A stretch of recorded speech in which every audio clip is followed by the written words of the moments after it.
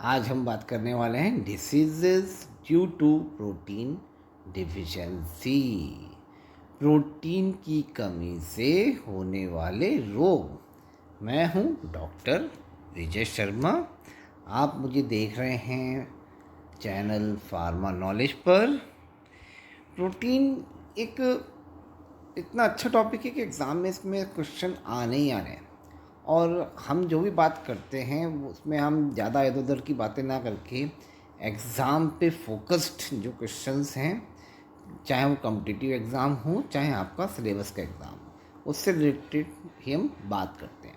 तो आज हम बात कर रहे हैं प्रोटीन डिफिशिएंसी की। तो यहाँ पर अगर हम देखें कि हमारी बॉडी के अंदर प्रोटीन की कमी हो जाए तो उससे होने वाले दो मेन रोग हैं जो हम अपनी 11वीं 12वीं क्लास में ही पढ़ के आए हैं। पहला है क्वाशिकोर। क्वाशिकोर जो है मेनली प्रोटीन की कमी से हो रहा है, जबकि दूसरा है मेरास्मस।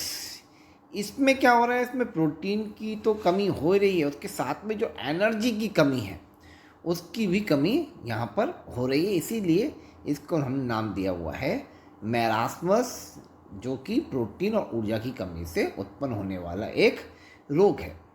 अगर हम बात करें क्वाशिकोर की, हम डिटेल में पढ़ेंगे क्वाशिकोर के बारे में। अगर हम बात करें क्वाशिकोर की तो यह बीमारी 1993 में एक वैज्ञानिक थे जिनका नाम था सिस्ली विलियम, उन्होंने इस नाम को दिया था। यह एक गंभीर प्रोटीन कुपोषण का रूप है जिसमें कि एडिमा यानी सूजन और एक बड़ा हुआ लिवर दिखाई देता है। अगर हम बात करें प्रोटीन की खपत, तो इसमें प्रोटीन की खपत जो हो जाती है वो अपर्याप्त हो जाती है, लेकिन कैलोरी जो है, कैलोरी की मात्रा जो होती है, जो ऊर्जा हमें मिल रही है उसकी मात्रा तो पर्याप्त होती है। यही कारण है कि जो इसका डिफरेंस हमारा मेरास्मस से होता है, जो इसको मेरास्मस नामक बीमारी से अलग करता है। प्रोटीन की मात्रा जो है कम हो गई, मगर एनर्जी की मात्रा जो है पर्याप्त है।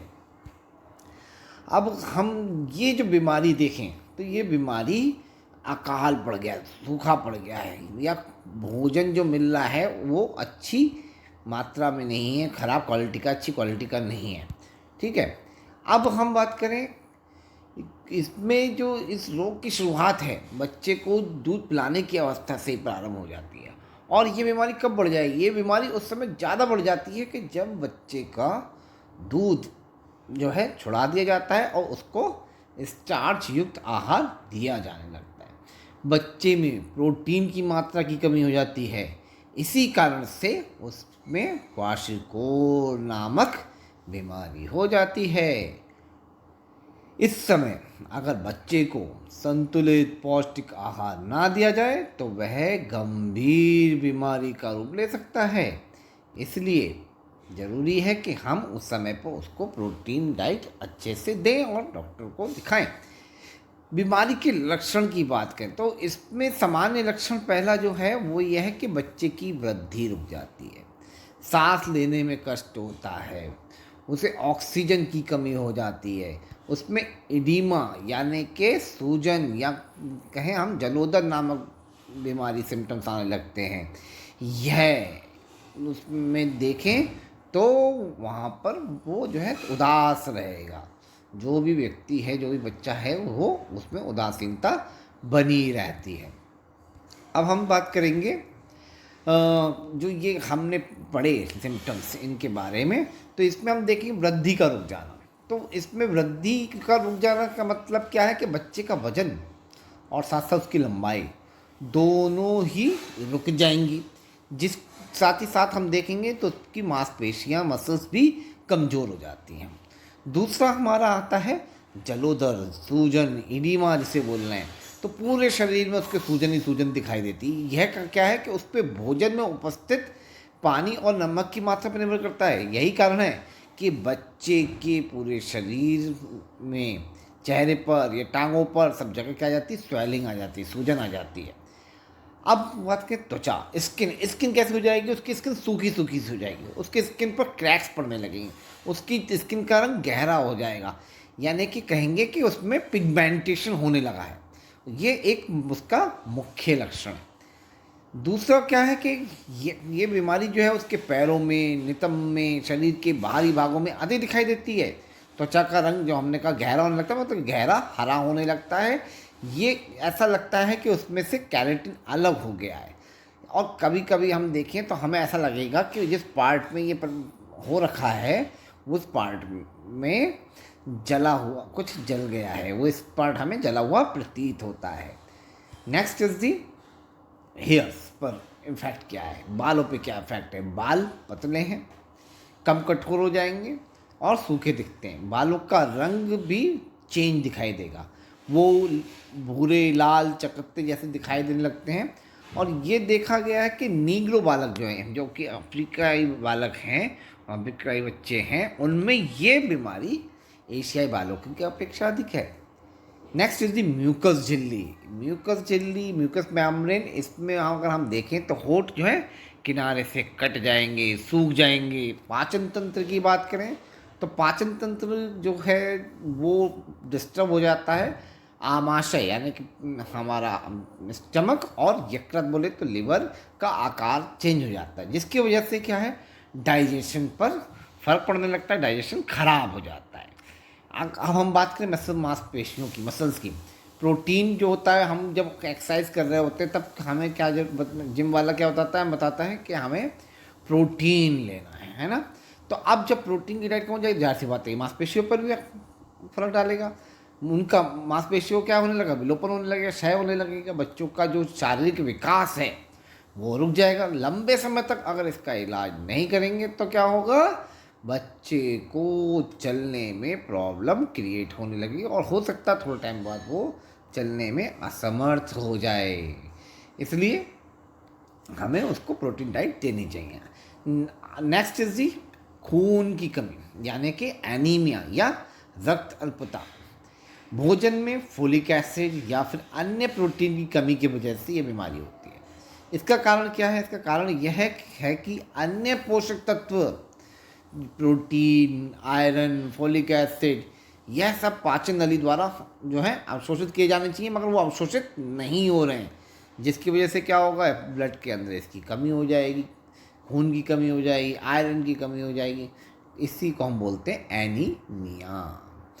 फिर अगला आता है मानसिक परिवर्तन। मानसिक परिवर्तन का मतलब है change in the mental state. वो जब उसके अंदर एनर्जी नहीं है तो वो जाहिर सी बात है वो निराश दिखाई देगा, हैरान दिखाई देगा।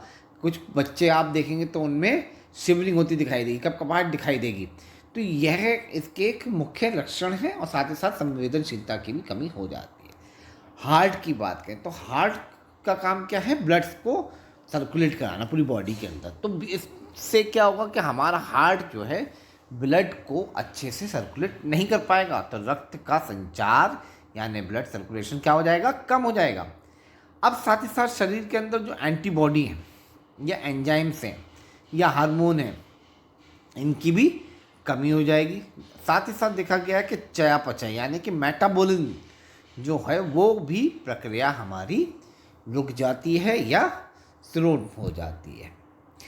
अगली बीमारी का नाम है, दूसरी बीमारी जो प्रोटीन की डिफिशियंसी की वजह से, उसका नाम मारास्मस। यह रोग उस स्थिति में उत्पन्न होता है जब बच्चे की आहार, प्रोटीन की कमी के साथ साथ ऊर्जा या कैलोरी की भी कमी हो जाती है। जनरली 5 वर्ष से कम के बच्चों में यह बीमारी पाई जाती है, और अब देखा गया है कि ये 20 मिलियन तक थी पीछे की तरफ, है ना, पिछले कुछ सालों में। इस बीमारी को सूखा रोग नाम से जानते हैं। इसको क्या बोल रहे हैं, सूखा रोग भी बोल रहे हैं। यह सूखा रोग हमेशा पोषक तत्वों की कमी का प्रत्यय परिणाम नहीं होता है। ऐसा नहीं है कि पोषक तत्व की कमी है, क्योंकि इसमें एनर्जी, ऊर्जा की भी कमी होती है।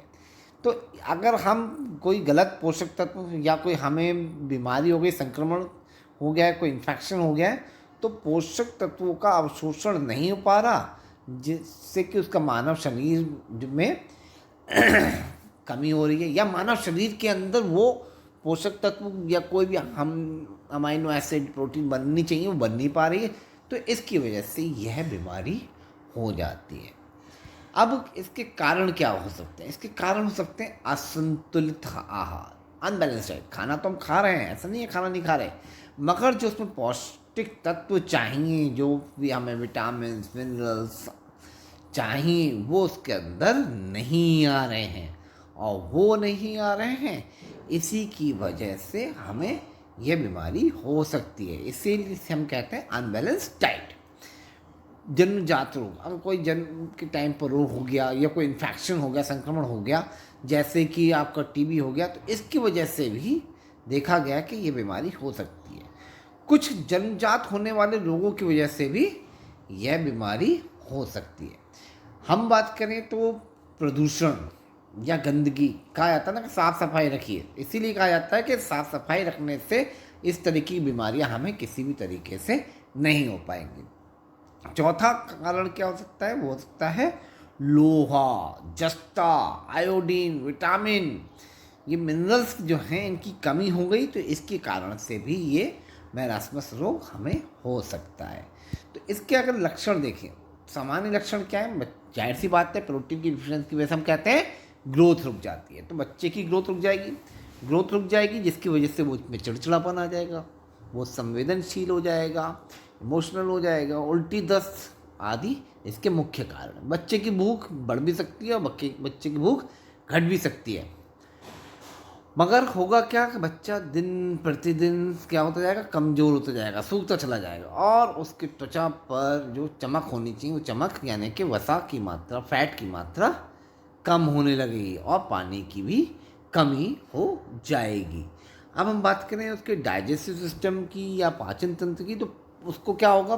पेट उसका खराब हो जाएगा, और पेट खराब हो जाएगा तो पानी के समान पतले दस्त, उल्टी, या फिर क्या कहते हैं सेमी सॉलिड जो है उसको दस्त होने लगेंगे।